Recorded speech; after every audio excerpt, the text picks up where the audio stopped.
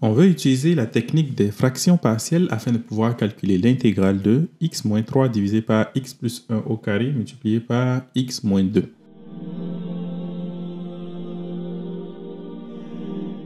Donc ici, qu'est-ce qu'on va faire? On va simplement chercher à factoriser ce qui est au dénominateur ici, de telle sorte à avoir des polynômes de degré 1 ou de degré 2 qui sont non factorisables. Ici, on a déjà une forme factorisée, donc cela nous permet directement d'écrire que notre intégrande x plus 3 divisé par x plus 1 au carré multiplié par x moins 2, un certain a divisé par x plus 1 plus un certain b divisé par x plus 1 au carré plus un certain c divisé par x moins 2. Pourquoi est-ce que j'écris x plus 1 et x plus 1 au carré? Justement parce que lorsque j'ai un facteur qui est répété, c'est-à-dire avec une certaine puissance, je dois répéter toutes les formes avec toutes les puissances possibles, passant de 1 jusqu'à la puissance maximale qui est 2 là. C'est-à-dire que si j'avais par exemple la puissance 3, je devrais mettre a divisé par x plus 1 plus b divisé par x plus 1 au carré plus c divisé par x plus 1 à la puissance 3. Et bien sûr, il ne faut pas oublier celui des autres facteurs. Et là, il faut déterminer les valeurs de a, b et c. Une des méthodes consiste simplement à rendre au même dénominateur afin de pouvoir trouver un système d'équations qu'on va résoudre. Mais une autre méthode aussi, c'est d'utiliser la technique du Heaviside qui me permet, selon moi, d'aller beaucoup plus vite. Seulement que lorsqu'on se retrouve avec des facteurs répétés, alors on ne peut déterminer que pour un seul. On peut déterminer uniquement pour la puissance la plus élevée. C'est-à-dire que le b serait égal à la forme qui est ici, c'est-à-dire x plus 3 divisé par x plus 1 au carré facteur de x moins 2. Et ensuite, j'efface ce qui est au dénominateur de b, c'est-à-dire x plus 1 au carré. Et si j'efface là, j'applique en un point le point qui annule justement le dénominateur de b. Il s'agit du point tel que x serait égal à moins 1. Et si je remplace là, je vais avoir donc moins 1 plus 3 divisé par moins 1 moins 2.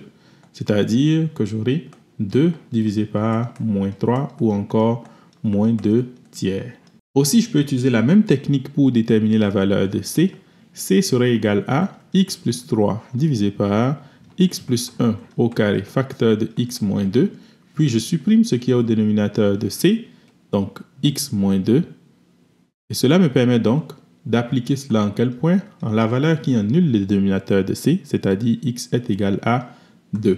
Lorsque je remplace tout ceci à l'intérieur, j'aurai donc 2 plus 3 divisé par 2 plus 1, le tout à la puissance 3. Ce qui me donne donc 5 divisé par 3 à la puissance 2. Je ne sais pas pourquoi est-ce que j'ai pensé à 3, mais c'est plutôt 2.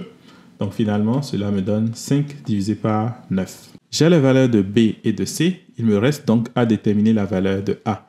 Puisque je ne peux pas utiliser la technique du Heaviside pour déterminer la valeur de a, il me faudra donc trouver une autre méthode. Je peux par exemple rendre au même dénominateur et donc déterminer la valeur de a en faisant une identification. Donc si je veux rendre ceci au même dénominateur, cela revient simplement à faire a facteur de x plus 1 facteur de x moins 2 plus b facteur de x moins 2 plus c facteur de x plus 1 au carré. Le tout divisé bien sûr par le dénominateur commun qui est x plus 1 au carré facteur de x moins 2. Je développe cela et donc j'obtiens que a facteur de x au carré moins x moins 2 plus b facteur de x moins 2 plus c facteur de x au carré plus 2x plus 1, le tout divisé par x plus 1 au carré facteur de x moins 2. Ensuite, qu'est-ce que je vais avoir? Un développement va me permettre simplement d'avoir a plus c, le tout fois x au carré. Ensuite, plus moins a plus b plus 2c fois x. Et en dernier, moins 2a moins 2b plus c, le tout divisé par x plus 1 au carré facteur de x moins 2. Et n'oubliez pas que ceci est censé être égal à quoi? C'est censé être égal à x plus 3 divisé par x plus 1 au carré facteur de x moins 2. Donc ça veut dire simplement que les numérateurs sont égaux et par conséquent j'ai un système d'équations. A plus C est égal à 0, moins A plus B plus 2C est égal à 1 et moins 2A moins 2B plus C est égal à 3. Quelque chose que je sais directement en utilisant la méthode du Heaviside, c'est que B est égal à moins 2 tiers et C est égal à 5 divisé par 9. Donc directement, je peux déterminer la valeur de A. Je peux dire directement que A ici est égal à moins C, qui est donc égal à moins 5 divisé par 9. Cependant, je dois vérifier que les autres éléments sont vrais.